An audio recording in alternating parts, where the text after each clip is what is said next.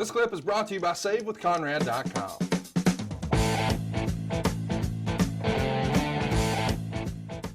Another question. This is an interesting question, and I get this a lot, and I don't really have a good answer. I hope you do. The invasion angle. Why did it not work, and what would you have done creatively to increase its chances of working? In my opinion, the reason it didn't work is because we didn't have what people associated WCW with.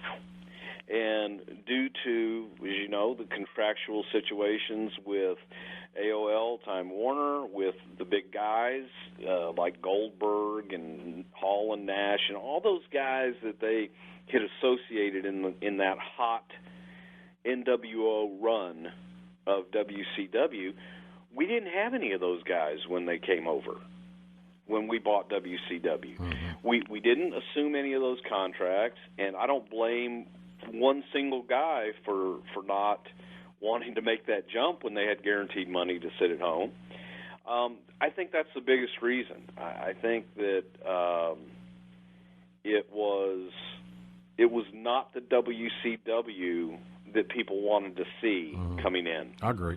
It was three initials. So to make it better, we would have needed to have had access to Hogan and Sting and Hall and Nash and you know, a few others of that upper card group to make it work. And like you said, you know, and I was involved in that whole thing as well, and it didn't make any sense monetarily for us. Financially, it made no sense to add that debt to our overhead when those guys really, none of them were jumping out of their skin to come to WWE at that time. They were very happy to stay home and make ridiculous amounts of weekly checks for just chilling and letting their contract run its course.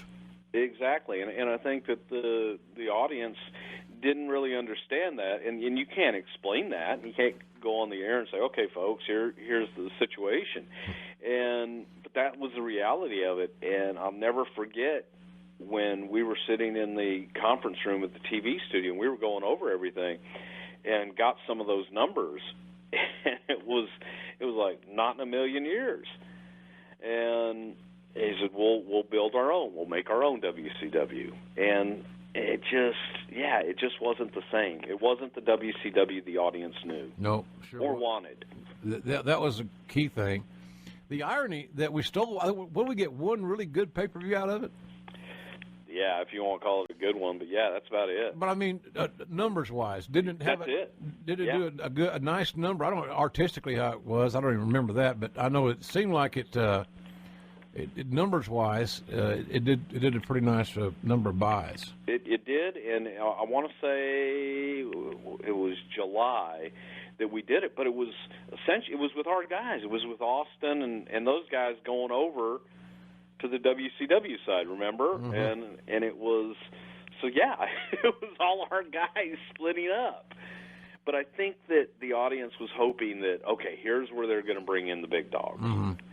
And it never came. Yeah, it never came. And unfortunately, you know, I just think that idea was a great idea conceptually.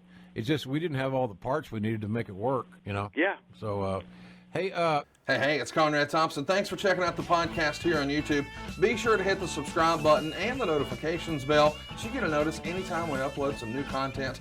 And go save yourself some money right now. If you're in a 30-year loan or you have credit card debt, it's not a matter of if I can save you money. It's a matter of how much. Find out right now for free at SaveWithConrad.com.